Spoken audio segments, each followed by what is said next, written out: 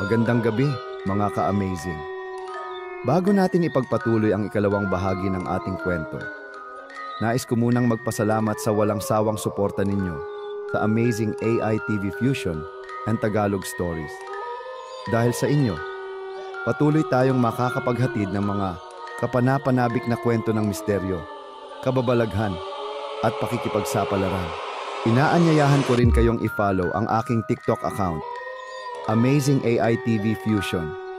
Para sa iba pang exciting na content, huwag din kalimutang i-click ang showcase. Baka may makita kayong gusto ninyong bilhin. Ang inyong suporta ay malaking tulong upang mas lalo pa nating mapaganda at mapalawak ang ating kwento. Kaya't huwag na nating patagalin pa. Oras na upang ipagpatuloy ang ikalawang bahagi ng ang mga tagapamagitan ng mga kaluluwa. Kenji! Sigaw ni Lara habang pilit na hinahawakan ang kamay ni Kenji na unti-unting hinihigop ng madilim na espasyo. Kapit lang, huwag mong bibitawan! Sigaw ni Miguel, pilit na hinahatak si Trisha na nakapulupot sa kanya habang sinusubukang hindi madala sa loob ng misteryosong pinto. Napatingin si Jigs sa paligid. Lahat sila unti-unting hinihigop. Pero napansin niyang may kakaiba sa dingding. Isang ukit na hugis mata ang nakatitig sa kanila. Tama na! Sigaw niya sabay suntok sa ukit. Sa isang iglap, parang lumindol ang paligid. Nabitawan ni Lara si Kenji. Kenji! Nawalang parang bula si Kenji sa dilim. Hindi! Napahawak si Lara sa kanyang dibdib, nanginginig sa takot at lungkot. Mula sa madilim na espasyo, lumabas ang isang kamay, duguan. Mahaba ang kuko at may hinahatak itong isang bagay.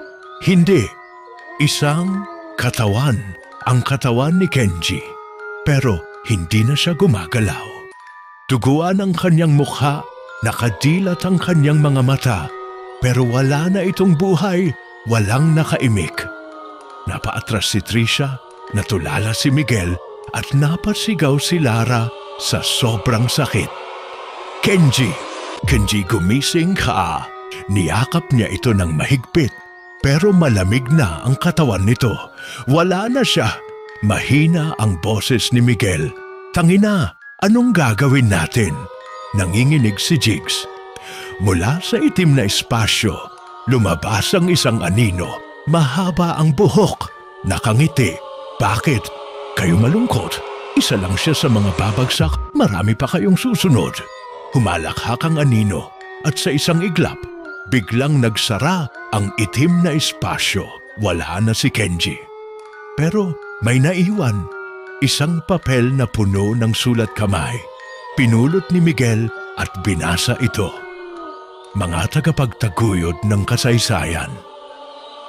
Walang sino man ang maaaring makatakas. Bawat galaw ninyo ay nakatakda na. Bawat sigaw ninyo ay itinakda na. Bawat buhay na inalay ay hindi na maibabalik. Napatingin si Trisha sa paligid. Anong ibig sabihin niyan? Biglang lumamig ang paligid. Sa bawat sulok ng bahay, may lumitaw na mga mata. Isa-isa silang nakatingin sa kanila. Mula sa itaas, bumukas ang isang pintuan.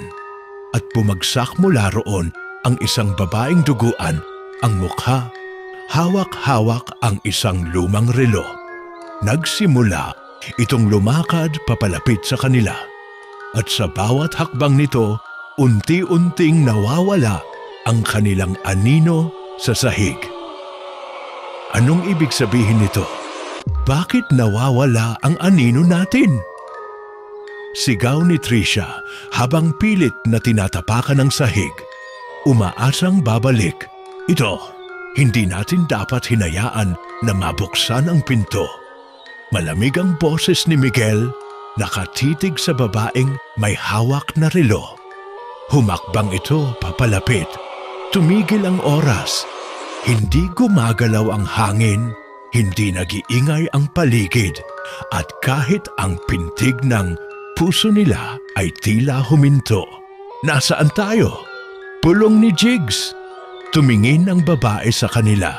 Itinuro si Lara. Hindi ikaw ang dapat naririto. Bulong niya sa malalim at mababang boses. Napaatras si Lara, nanginginig. Huwag kang lumapit.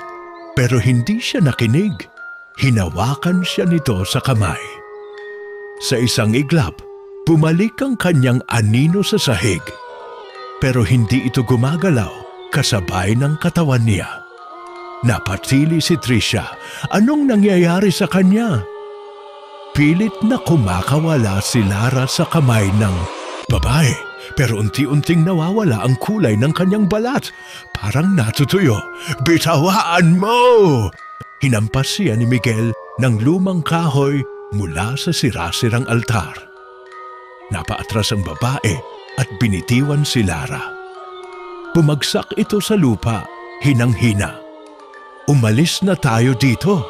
Hindi natin kayang lumaban sa kanya.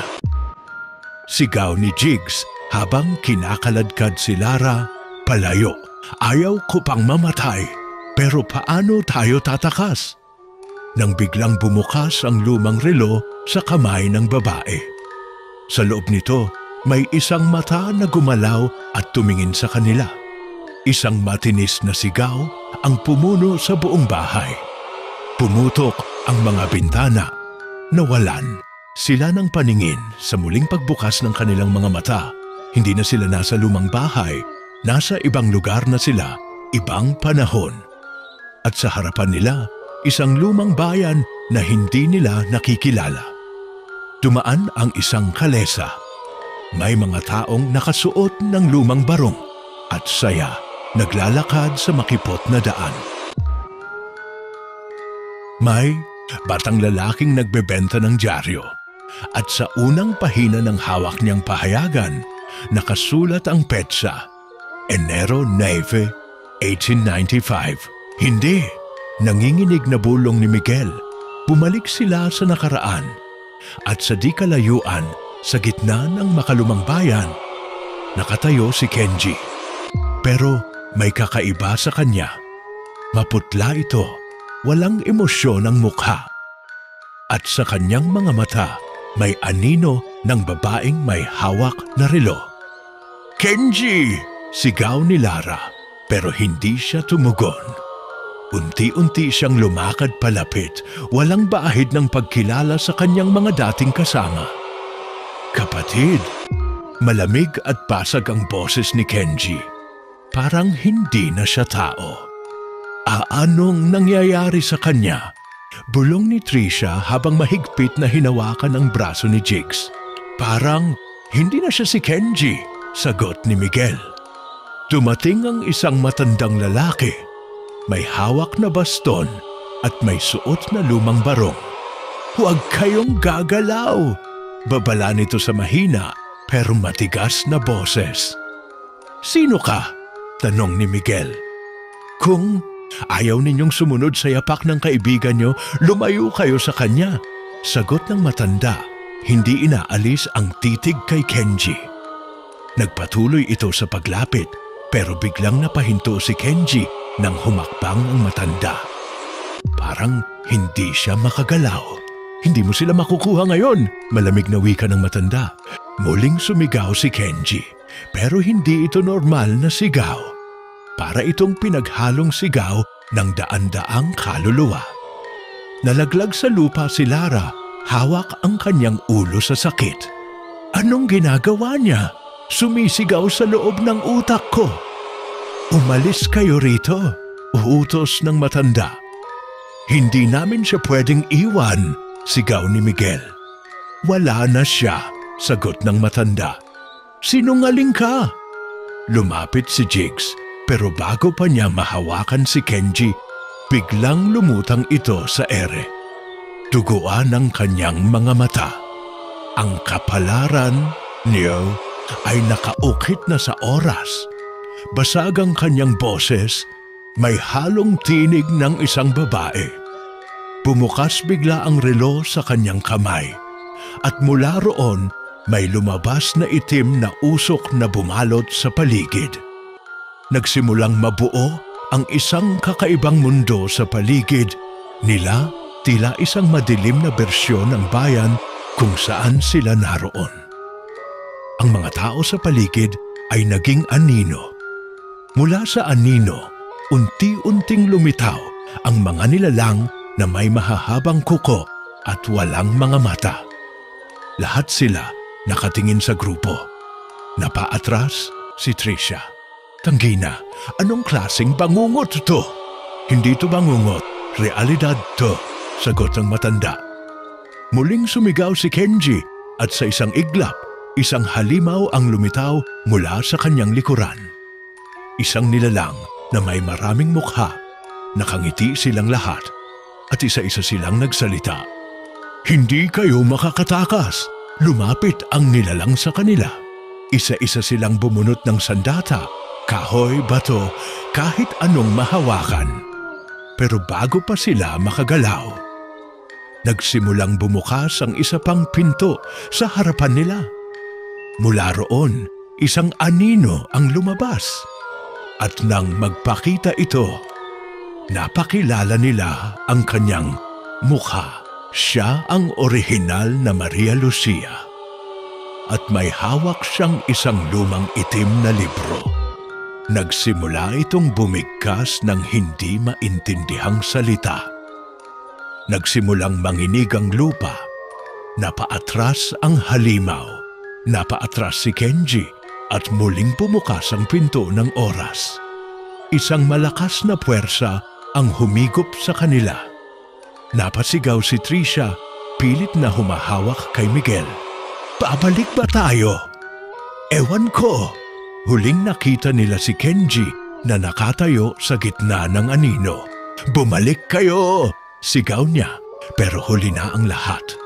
Tuluyan silang nilamon ng oras. Malakas ang paglagabog ng kanilang katawan sa matigas na lupa. Napasigaw si Tricia sa sakit, habang si Lara naman ay napahawak sa kanyang ulo, tila nahihilo. Si Jigs ay bumangon agad at tinulungan si Miguel na makatayo. "Asan tayo?" tanong ni Miguel, nililibot ang tingin sa paligid.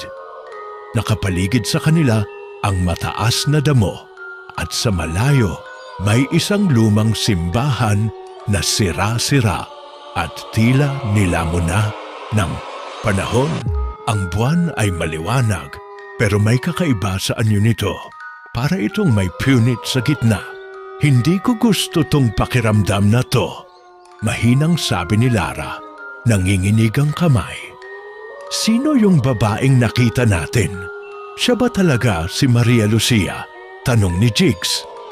Naputol ang usapan nila nang marinig nila ang mabibigat na yapak mula sa simbahan. Unti-unting lumabas mula roon ang isang anino. Isang matandang babae, nakayuko at may hawak na kandila. "Naririnig ko ang mga iyak ng mga patay."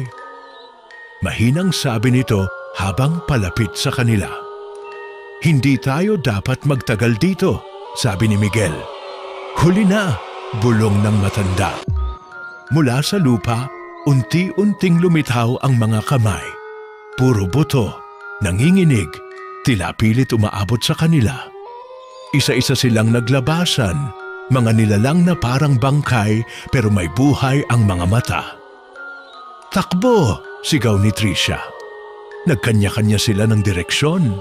Si Lara at Jigs ay tumakbo papasok sa simbahan habang sina Miguel at Tricia ay bumaling sa makapal na kakahuyan. Sa loob ng simbahan, napahinto si Lara nang makita ang altar. May isang lumang orasan doon, ngunit kakaiba ito. Baligtad ang mga numero at patuloy itong umuurong pabalik. "Hindi natin dapat hinawakan yan," babala ni Jigs, pero huli na. Hinawakan ni Lara ang orasan. Sa isang iglap, bumukas ang sahig sa ilalim nila at nahulog silang dalawa sa isang madilim na lagusan. Samantala, sina Miguel at Tricia ay napatigil sa pagtakbo nang biglang tumambad sa kanila ang isang malaking puno sa gitna ng kakahuyan. May mga bangkay na nakasabit dito, mga taong tila isinakripisyo. Bakit sila nakangiti? Bulong ni Tricia, nanginginig. Umalis na tayo dito, sagot ni Miguel. Pero bago pa siya makagalaw, may isang kamay na humawak sa kanyang braso. Isang lalaki, walang mukha. Malamig ang kanyang hawak at sa kanyang bibig lumabas ang isang bulong. Huwag kayong makialam sa nakaraan. Napaatras si Miguel, pilit na inaalis ang kamay ng lalaking walang mukha sa kanyang braso.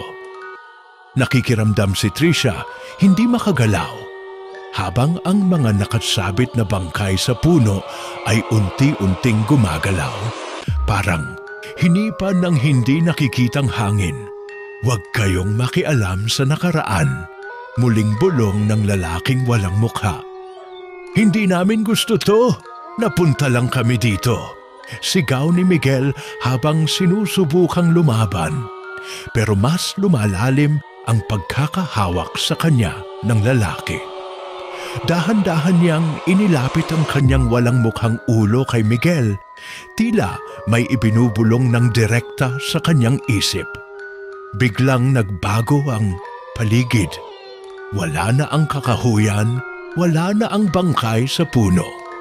Nasa loob na sila ng isang bahay, isang lumang bahay na gawa sa kahoy. May ilaw ng gasera sa isang tabi. May isang batang lalaki na nakaupo sa sahig, umiiyak habang niyayakap ang isang lumang orasan. Hindi siya gumagalaw. Lumangit-ngit ang pinto. May pumasok na isang babaeng duguan ang mata. Mahaba ang buhok na sumasayad sa lupa. At sa bawat hakbang niya, may lumalabas na anino mula sa sahig. Mama, bulong ng bata. Hindi nagsalita ang babae, dahan-dahang lumapit sa kanya.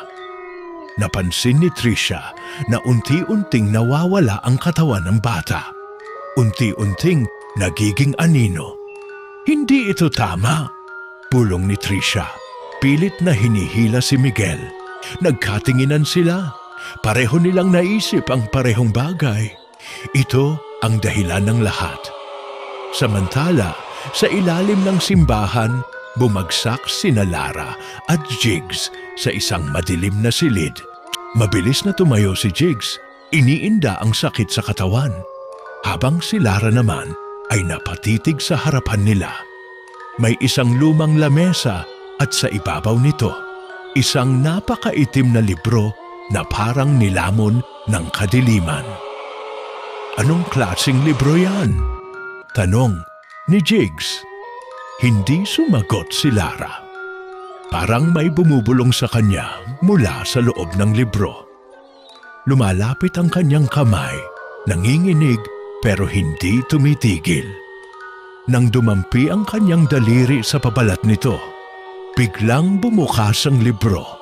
At isang napakalakas na sigaw ang umalingaw-ngaw sa buong silid. Nagsimula silang makakita ng mga larawan sa hangin, mga patay na muling nabubuhay, mga aninong lumalabas mula sa orasan, at isang babae na may hawak ng relo, nakatayo sa harap ng nasusunog na bayan. Napaatras si Jigs. Ang babae sa lumang bahay, siya yun.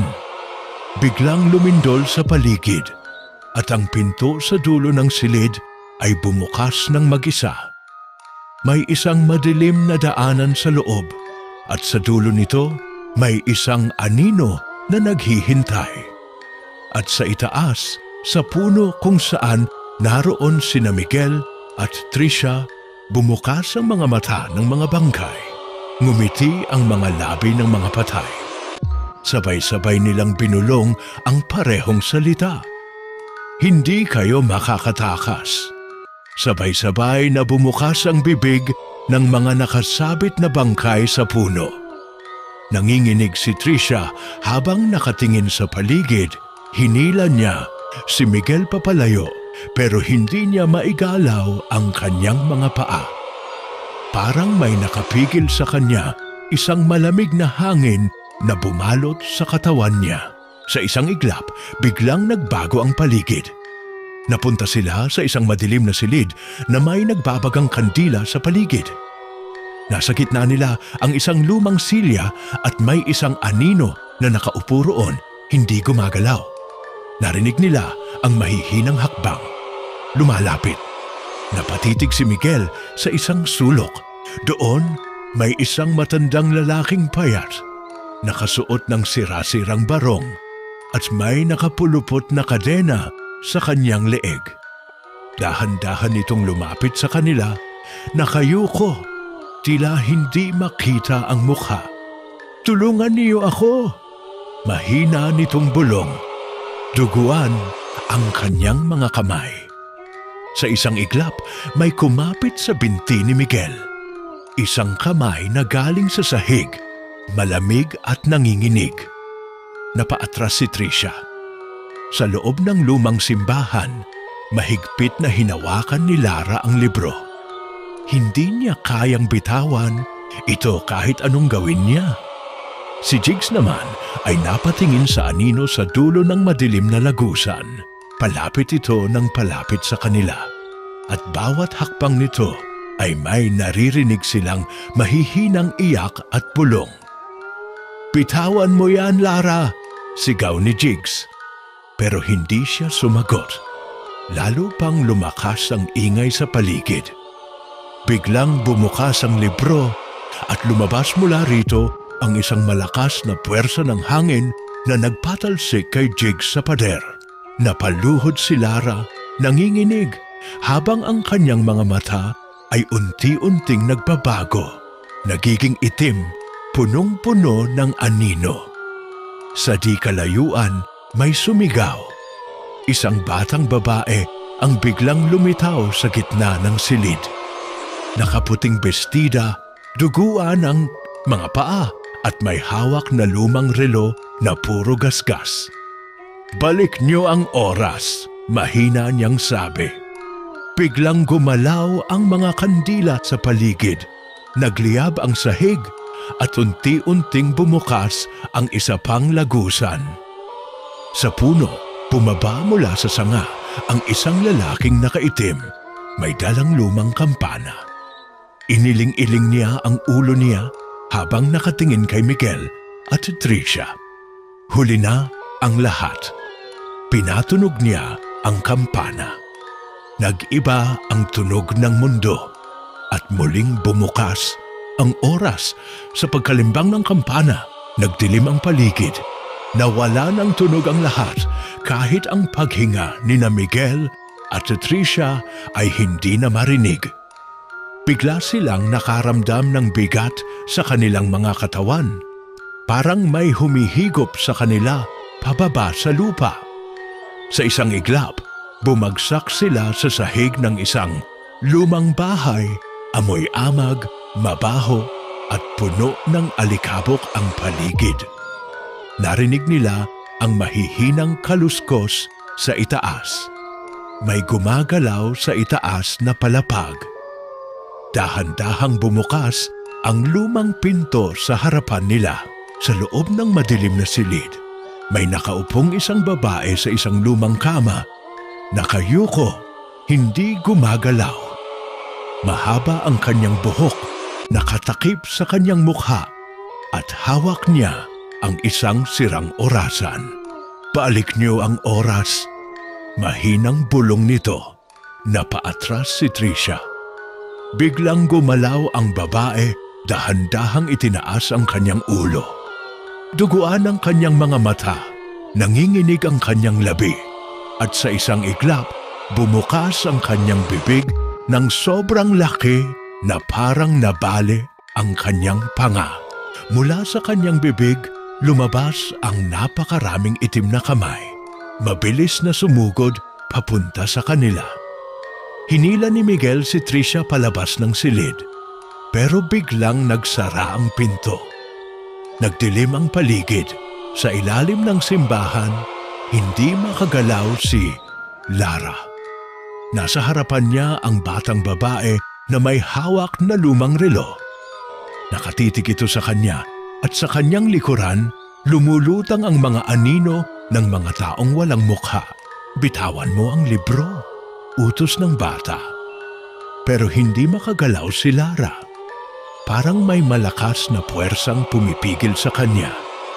Napansin ni Jigs na unti-unting lumiliit ang anino ng batang babae. Dahan-dahan itong naglalaho. Biglang lumindol sa paligid. Bumukas ang lupa sa ilalim nila at mula roon lumabas ang isang napakalaking kamay na puro sugat at kadena. Huli na ang lahat. Sa puno, ngumiti ang lalaking may hawak na kampana. Hawak niya ngayon ang relo ng batang babae at sa isang iglap bumalik ang lahat sa simula. Bumalik sa umpisa ang lahat pero iba na ang pakiramdam. Nasa parehong kakahuyan sina Miguel at Tricia pero wala na ang mga nakasabit na bangkay sa puno. Tahimik ang paligid at tanging lagaslas ng dahon ang naririnig. Nagkatinginan sila. Sa di kalayuan, may nakita silang isang lumang bahay. Iyon ang parehong bahay na nakita nila kanina. Bumukas ang pinto ng mag-isa at sa loob, naroon ang babaeng may hawak ng sirang orasan, nakatayo sa gitna ng sala. Hindi pa tapos, bulong nito. Sa ilalim ng simbahan, nakatayo si Lara sa harap ng altar. Puno ng anino ang paligid, gumagalaw, sumasayaw sa sahig. Si Jigs ay nakadapa sa lupa, hindi makagalaw, habang ang batang babae na may hawak ng relo ay unti-unting lumulubog sa sahig. Tulungan niyo ako, pakiusap ng bata. Pero hindi na sila makalapit. Lumakas ang pag-uga ng simbahan. Isa-isang nalalaglag ang mga lumang rebulto mula sa kanilang kinalalagyan. Nagkakabasag-basag sa sahig. Sa isang iglap, lumitaw ang lalaking may hawak na kampana sa likuran nila. Ngumiti ito at itinaas ang kanyang kamay. Nabasag ang relo ng bata, sumigaw ito. Sa isang iglap, bumalik sa dati ang mundo. Nasa loob na ulit ng bahay sina Miguel at Tricia. Nakaupo sila sa isang lumang sofa at sa harapan nila may isang lalaking nakaupo sa sahig. Umiiyak habang niyayakap ang isang orasan. Hindi nila alam kung sino ito, pero alam nilang kailangan nila siyang sagipin bago mahuli ang lahat. Nasaan ako? Mahina at basag ang boses ng lalaking nakaupo sa sahig. Mahigpit niyang niyayakap ang orasan. Nanginginig ang buong katawan at tila hindi niya alam kung nasaan siya. Dahan-dahang lumapit si Miguel pero biglang tumingala ang lalaki. Walang puti ang kanyang mga mata. Puro itim, parang butas na wala ng babagsakan. Bitawan mo yan, sigaw ni Tricia. Nagkanda-ugaga siyang hilahin si Miguel palayo, pero hindi ito gumalaw. Mula sa anino sa likuran, lumitaw ang babaeng nakaputi.